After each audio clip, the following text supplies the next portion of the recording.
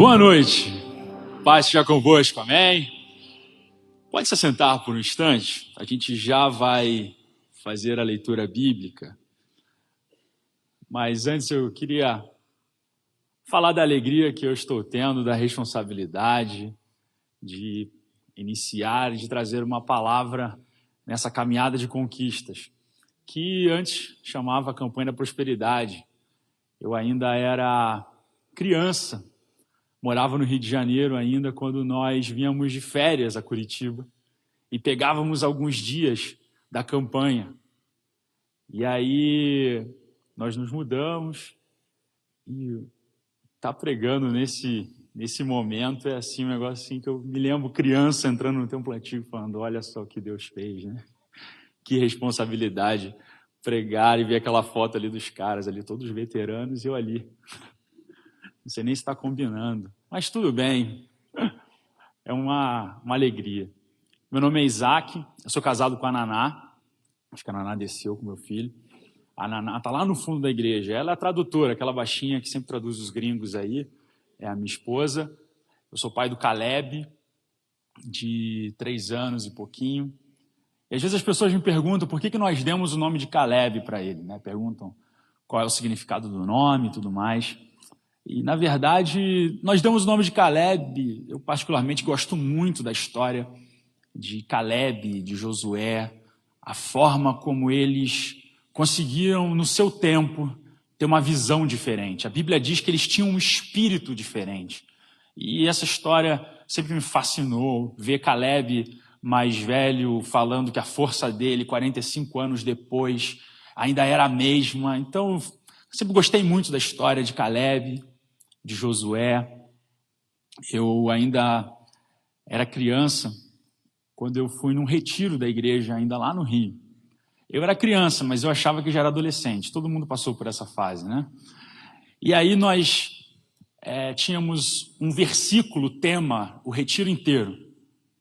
E aí, cada culto nós tínhamos que ficar enfileirados, erguer a mão como se fosse um exército e declarar: ao Senhor nosso Deus serviremos e obedeceremos a sua voz. Josué 24, 24. Agora você imagina aquela montoeira de criança berrando: ao Senhor nosso Deus! Deus abençoe as tias que cuidaram de cada um de nós e que cuidam dos nossos filhos. Mas deu certo. Ao Senhor nosso Deus eu estou servindo e eu e minha casa estamos servindo ao Senhor.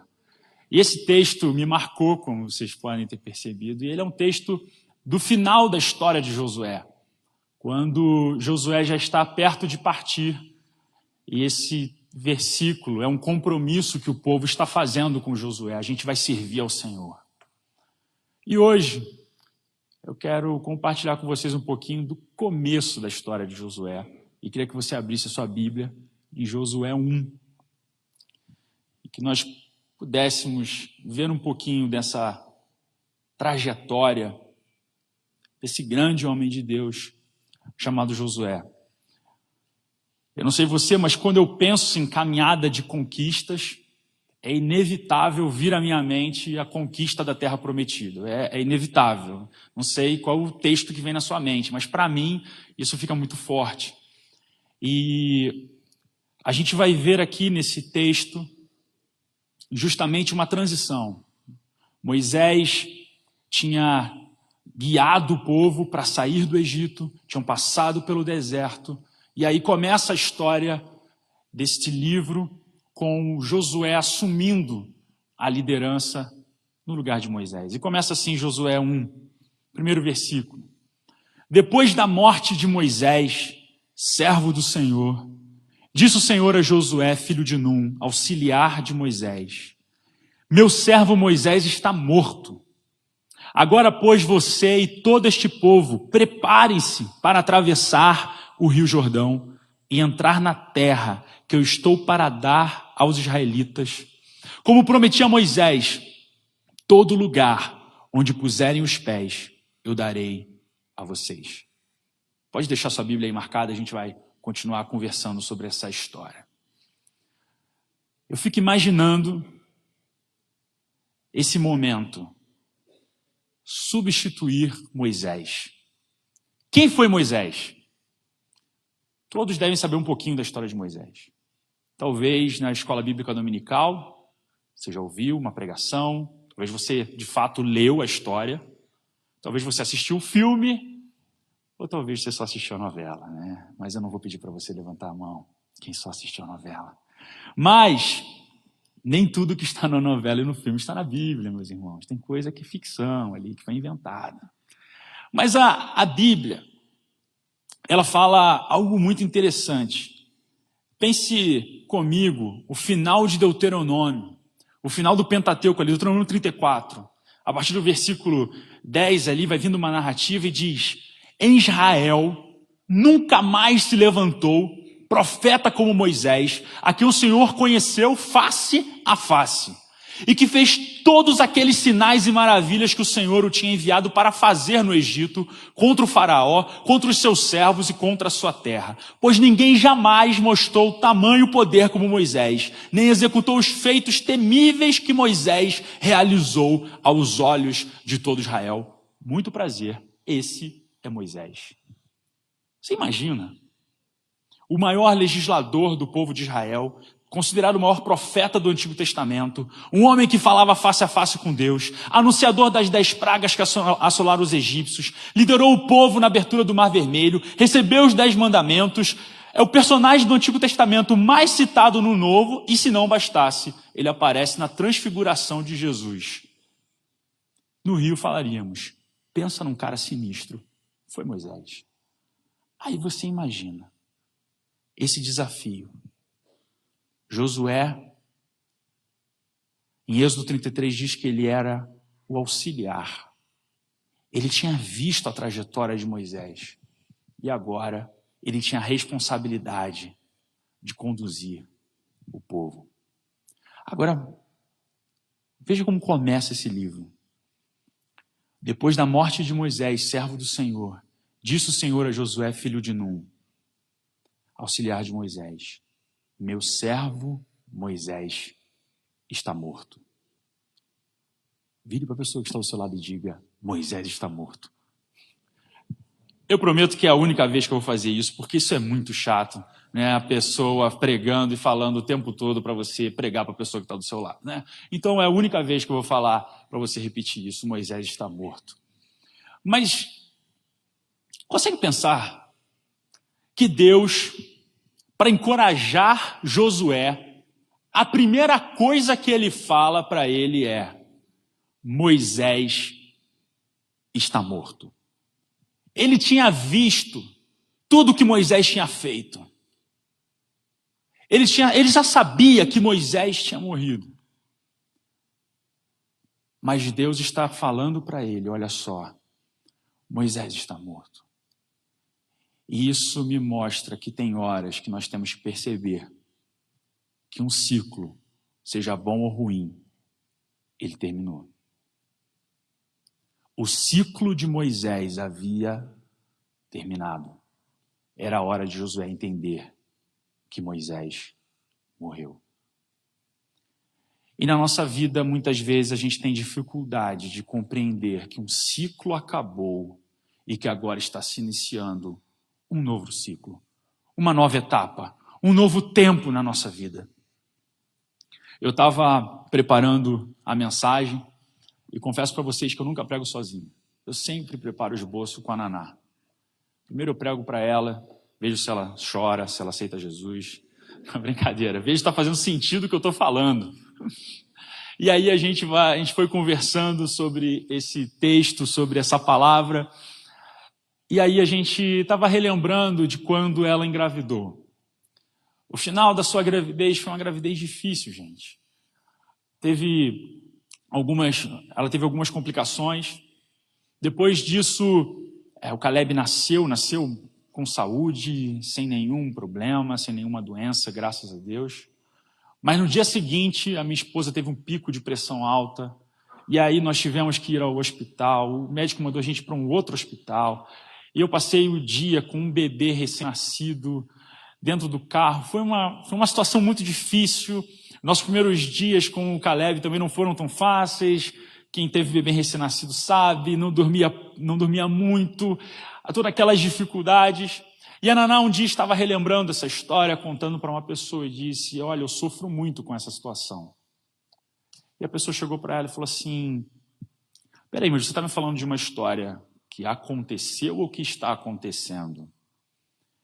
E aí, naquela conversa, ela falou, não, uma história que já aconteceu. Então, o tempo verbal já deveria ter mudado.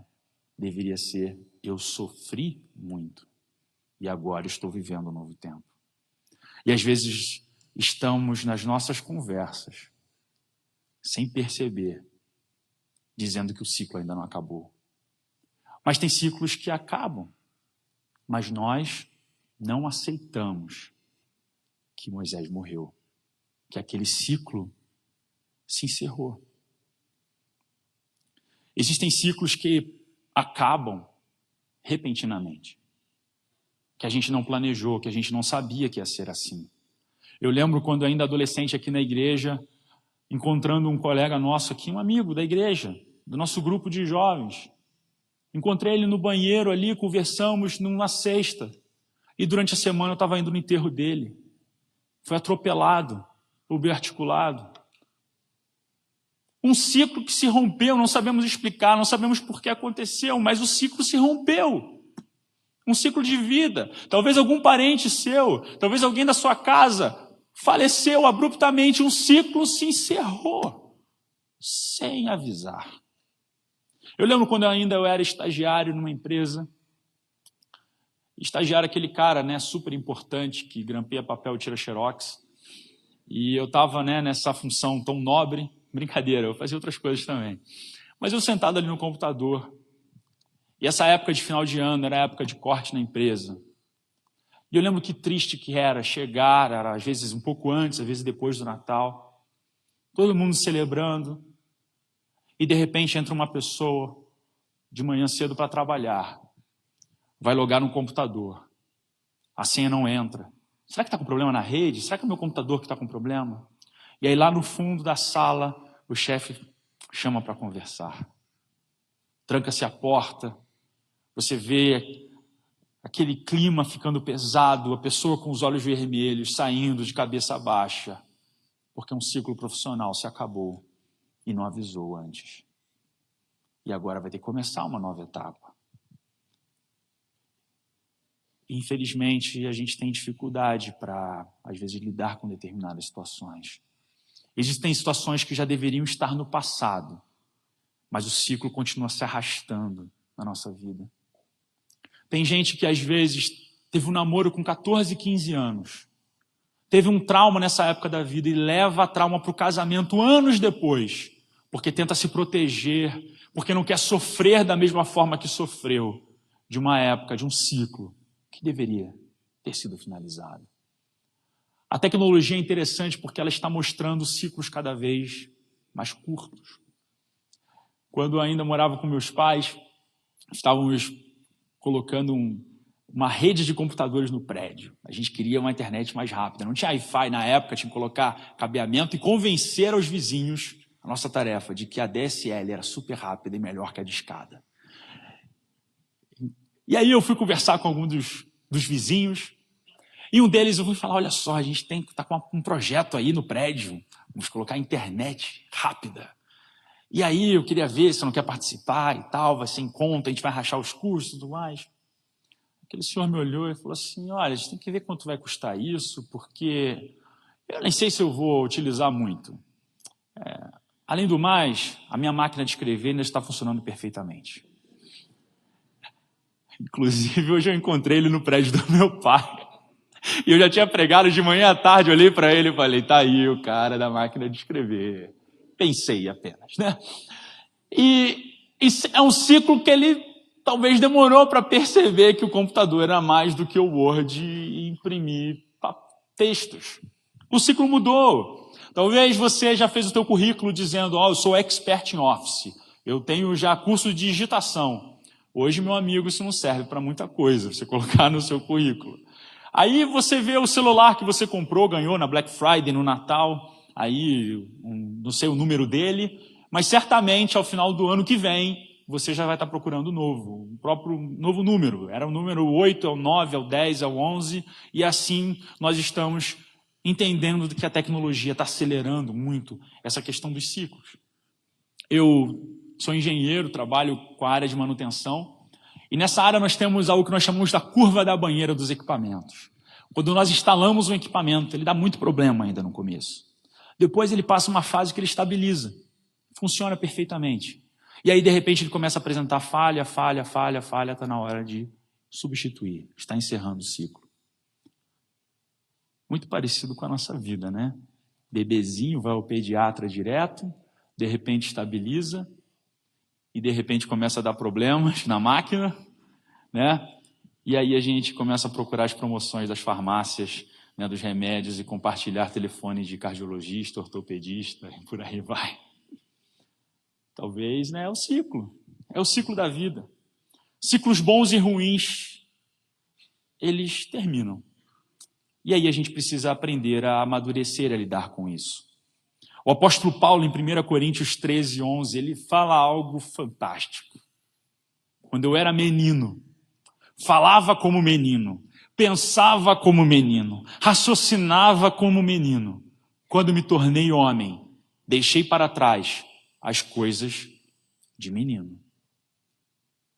Agora é muito triste, às vezes, a gente ouvir relatos de casamentos que estão com problemas, porque o marido está viciado em videogame.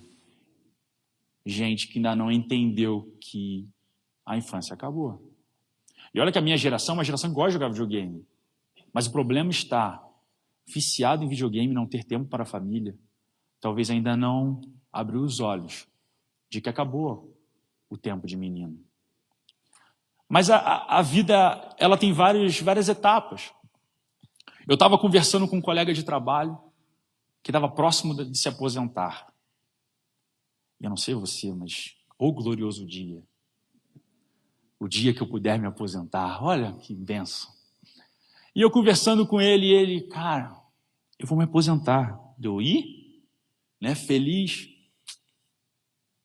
O que eu vou fazer quando eu me aposentar?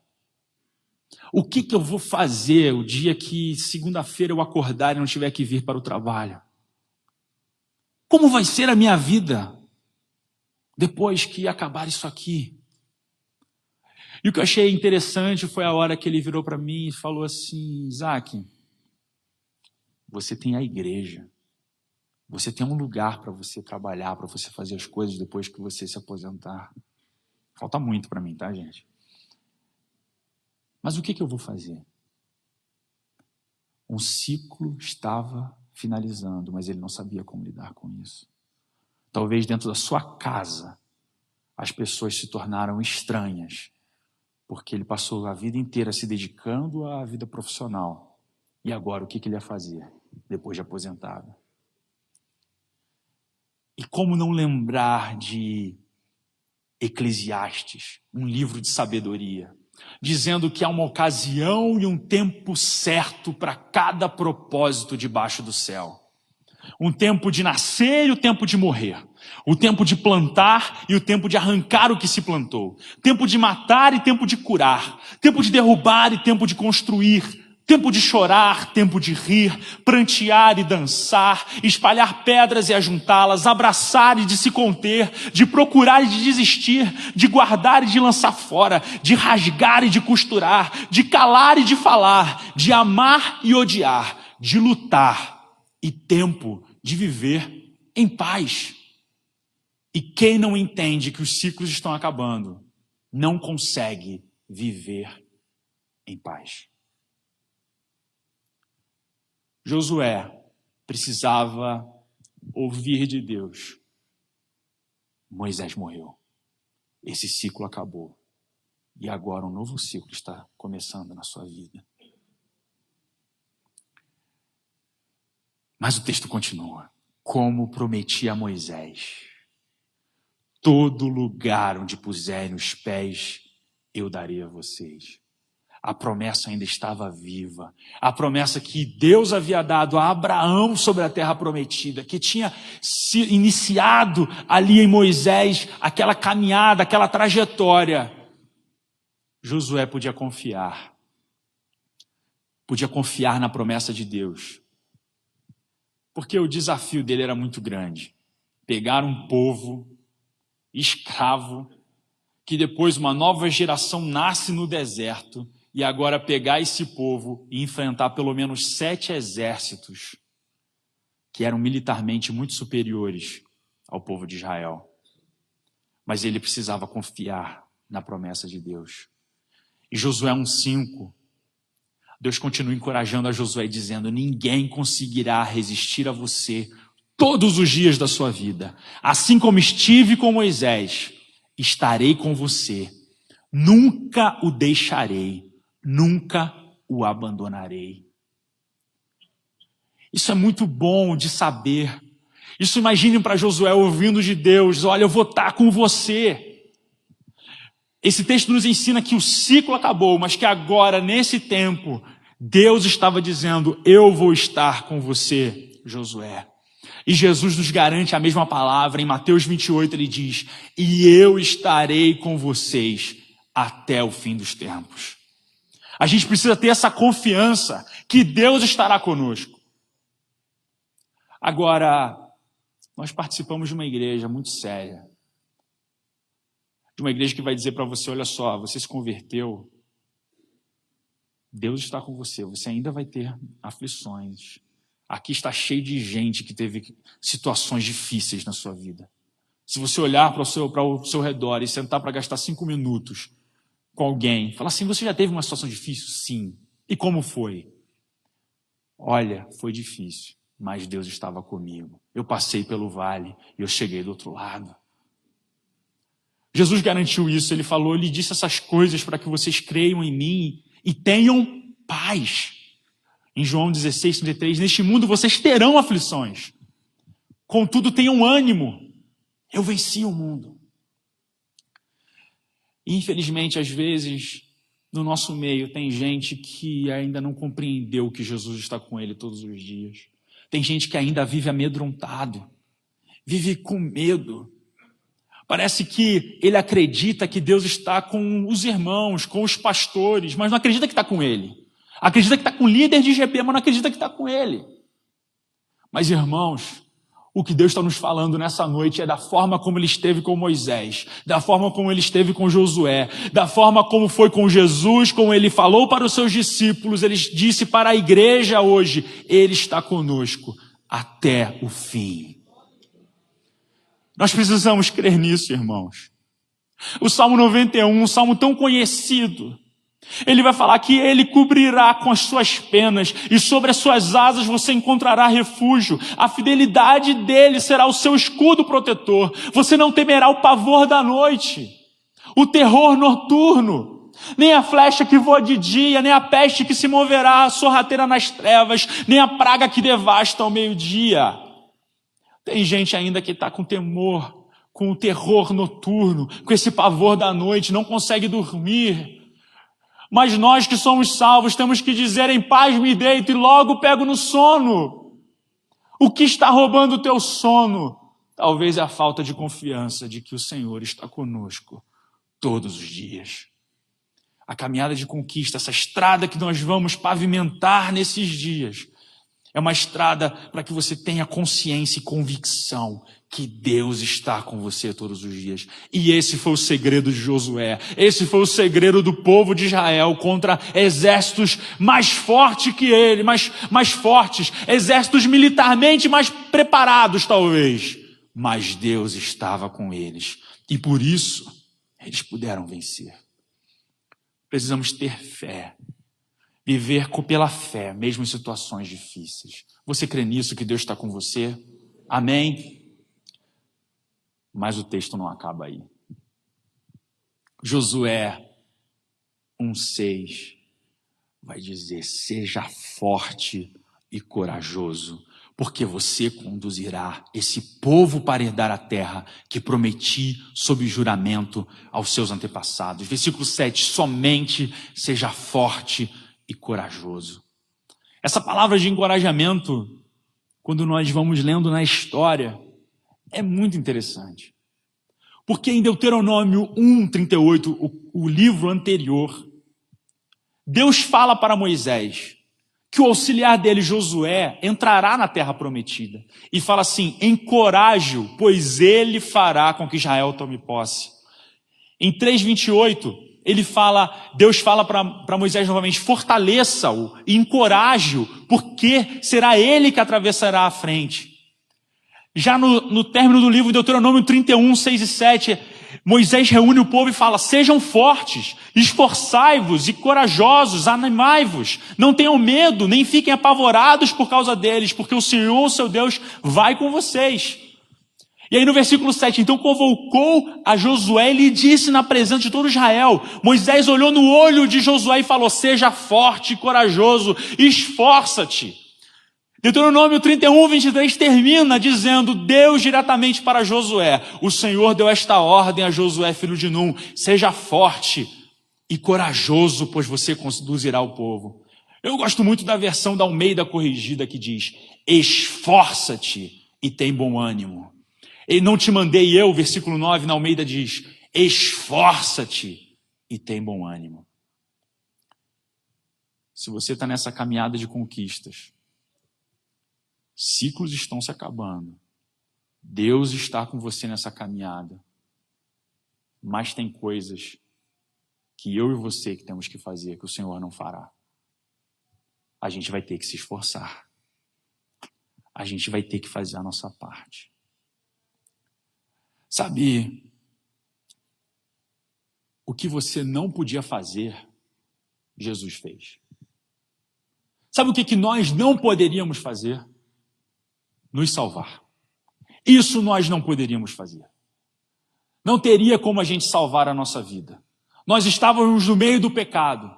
E o que nós acabamos de celebrar agora, dia 25 de dezembro?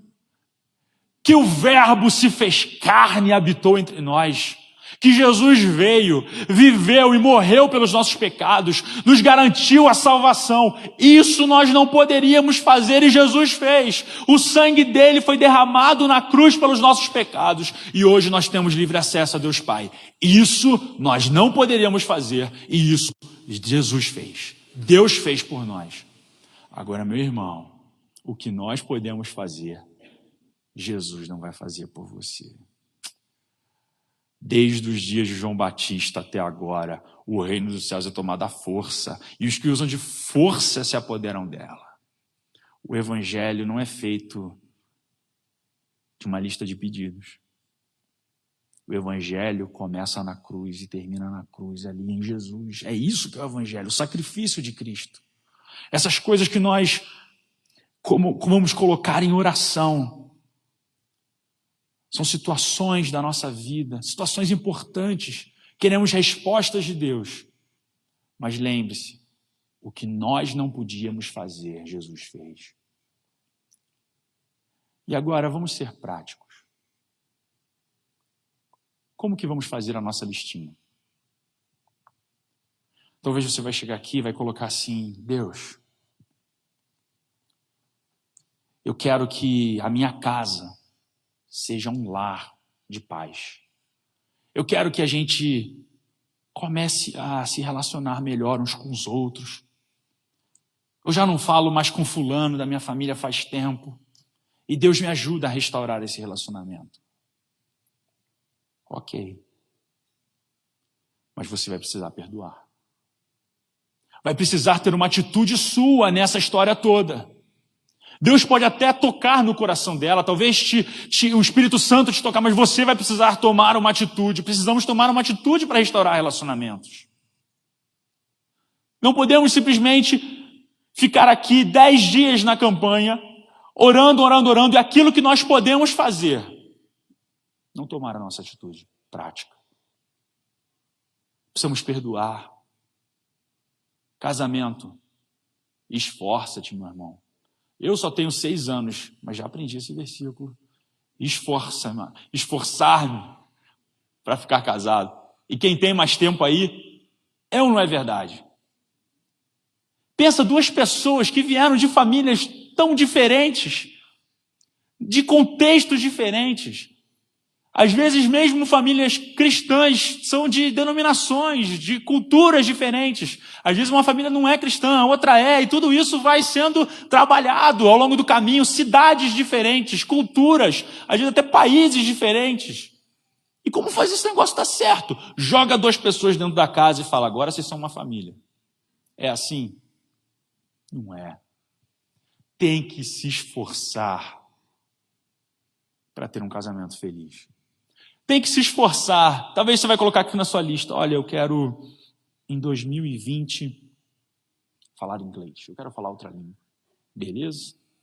Você pode até pedir oração da minha esposa no final do culto. Ela é fluente em inglês, vocês já viram. Ela pode colocar a mão sobre a sua cabeça. E dia 1º de janeiro, quando virar o ano, você vai abrir os olhos e vai falar, wow, what a wonderful day. Pode ser? Pode. Mas não é o mais provável. O mais provável, meu irmão, é que você vai ter que se matricular num curso, começar a desenvolver a sua audição, desenvolver a sua fala. Você vai ter que se esforçar. Se quer arranjar um novo emprego, você vai ter que se esforçar, procurar, ver o que está faltando no seu currículo. Por que ninguém está querendo me contratar? Quer passar no vestibular? Vai ter que se esforçar, vai ter que estudar. Até para conseguir namorada, meu irmão, você vai ter que se esforçar. Vai ter que, se vestir bem, pentear o cabelo, escovar os dentes, bem bonitinho, Se esforça, dá aquela paz do Senhor mais prolongada. Paz do Senhor. Vem nos 3 cultos. Tem um monte de solteiro aí perdido em outros cultos. Eu preguei de manhã e de tarde. Olha aí, não tem pastores? Tem gente solteira. Tem até pastor solteiro, Não vou citar nomes. Mas são bênçãos na nossa comunidade aí. Se esforça, meu irmão. Faz a tua parte. Quer crescer espiritualmente? Vai ter que se esforçar também. Eu lembro de um testemunho de um pastor muito conhecido no Brasil, como um cara que manja muito de Bíblia, profundo conhecedor da palavra. E aí, ele, ao terminar a sua pregação, veio uma irmã à frente e falou, pastor, eu preciso de uma oração. Quero uma transferência de unção. Ah, é? Uma transferência, pastor. Eu quero que tudo que o senhor sabe da Bíblia, na sua oração, transfira para a minha mente. Aí o pastor disse, não vou nem orar por você. Porque o tempo que eu ralei lendo a Bíblia para compreender, isso não é justo, isso não é nem justo eu orar por você, para você compreender a Bíblia. E é interessante, eu li um livro, esses tempos atrás, confesso que algumas páginas foi aquela leitura dinâmica, um livro de 500 páginas sobre interpretação bíblica. E aquele livro falava sobre 2 coisas que nos impedem de entender as Escrituras. 2 coisas nos impedem da gente ler e entender um texto bíblico. A primeira delas é o orgulho. É você chegar diante de um texto bíblico e falar, isso eu já sei, Porque Deus amou o mundo de tal maneira que deu o seu Filho unigênito para que todo aquele que nele crê não pereça e tenha o quê? Vida eterna, vida para sempre. É isso que o texto diz e fecha a Bíblia. O pastor Silvio estava me contando à tarde que um dos discípulos de John Wesley pregou não sei quantos sermões só em João 3,16 e fez vários estudos só nesse versículo. E aí às vezes somos orgulhosos. Não, isso aqui é óbvio. Para que eu vou comprar um comentário bíblico, uma bíblia de estudos para esses textos tão conhecidos? Isso aqui eu já sei. E aí se depara com o texto bíblico com orgulho. Mas existe um outro aspecto, que é o outro lado da mesma moeda, que é a preguiça. O cara se depara com um texto difícil, o que ele faz? Ele ora. Senhor, toca no coração do pastor Silas para pregar sobre isso no TCL. Amém. E aí ele fica esperando o pastor se debruçar no texto, e explicar para a gente o que aquele texto difícil significava. Mas, meus irmãos, a Bíblia é muito clara. Vai ter com a formiga, preguiçoso. Observa a formiga, preguiçoso. E quando nós observamos a formiga, ela crê que aquele esforço diário e pequeno de carregar folhinha por folhinha vai garantir uma reserva no final, nos dias difíceis.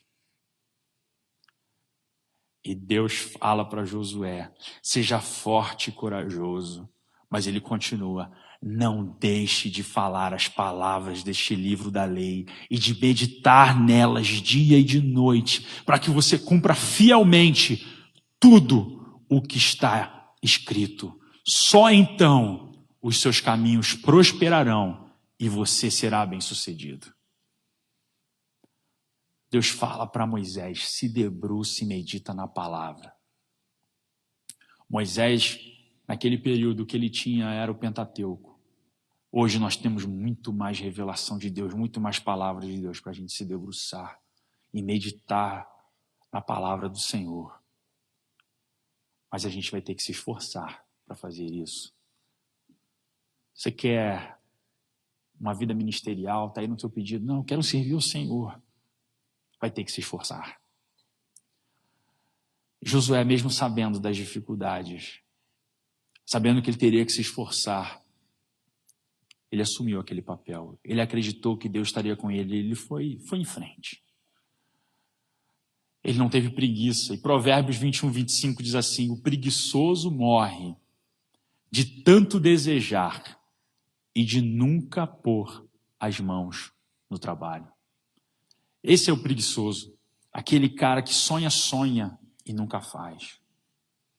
Infelizmente, no nosso meio, eu tenho observado que os preguiçosos acabam se tornando invejosos. Ele começa a olhar o trabalho do outro e ele quer o resultado do outro, mas não ter que se esforçar e o trabalho do outro.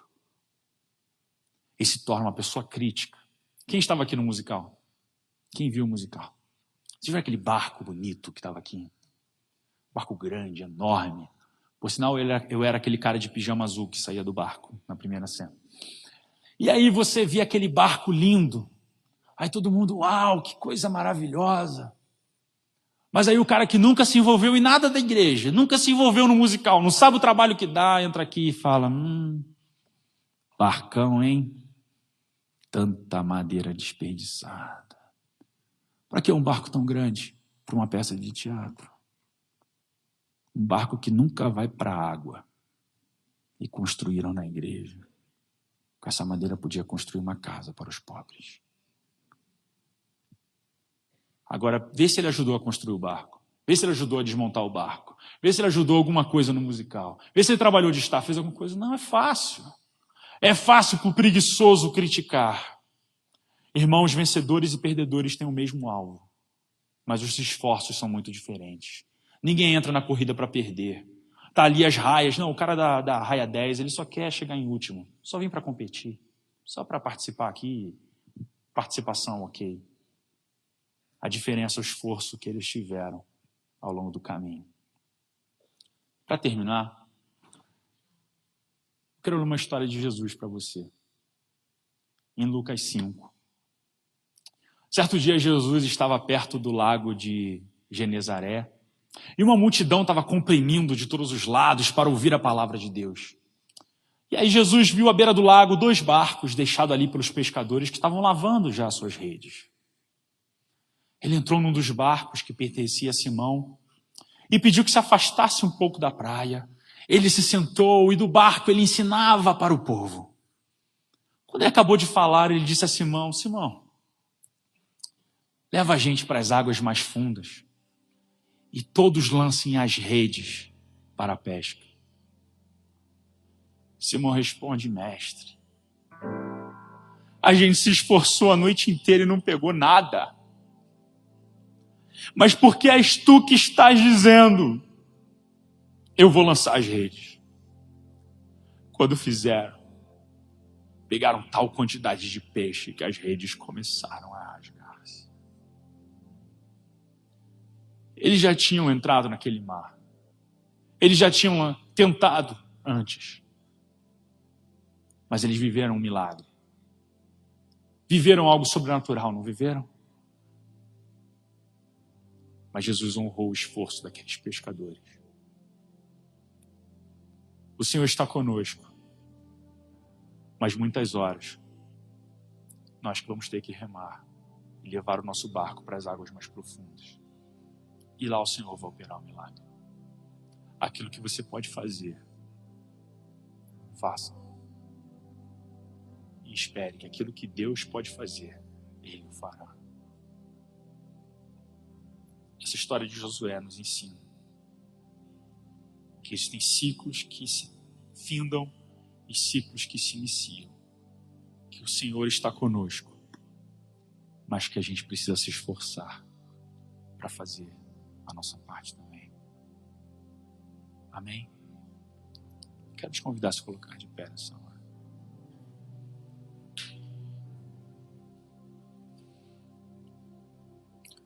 Eu não sei qual é o ciclo da sua vida que está se arrastando ainda. Talvez é um ciclo que já devia ter finalizado. Algo do passado que você ainda não venceu. Alguma situação, às vezes, até traumática, que você está evitando querer viver novamente. Um ciclo que terminou, mas está difícil de aceitar. Eu quero dizer para você nessa noite. Hoje pode ser um divisor de águas na sua vida. Hoje nós podemos iniciar um novo ciclo, uma nova estrada, um novo caminho, uma nova caminhada. Mas precisamos terminar ciclos da nossa vida que às vezes estão se arrastando.